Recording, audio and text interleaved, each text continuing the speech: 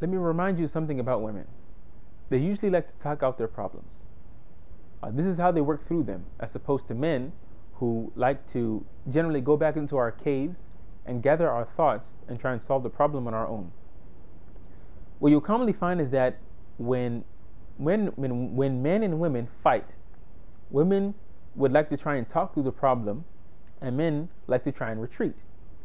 There's nothing wrong with this. This is, a lot of times this is just how men and women are.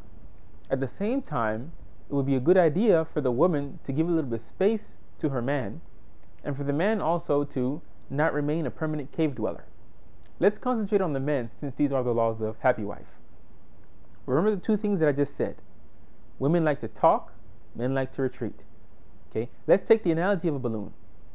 When you blow air into it, it gets bigger.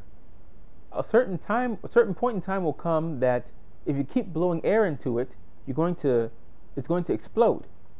The only option you have is to stop putting air inside and maybe even let a little bit of the air out to not risk a balloon explosion. When it comes to your wife, the longer you stay away, the more air is being put into the balloon. Eventually it will burst and the air will come out in a way that you don't like. By talking to you, she gets a way to release some of the air in a controlled manner.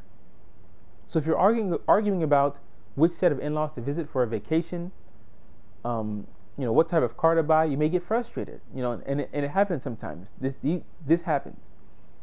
But here's the deal. You eventually need to come out of your cave and talk to your wife and resolve the issue, because if you don't, the balloon will burst and you'll find that others in the community may know about your business.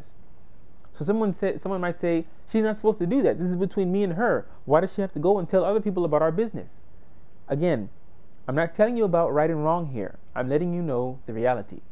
The reality is, if you don't talk to your wife, the balloon will burst and she will go and talk to somebody else.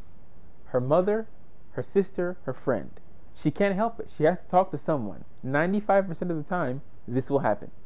This means that if you know you're someone who's a frequent cave dweller, you should honestly learn how to you need to learn how to come out sooner. Spending a little bit of time in the cave is fine, but too long, and there may be consequences in the end that you don't like. Brother Q, signing off. Assalamu alaikum.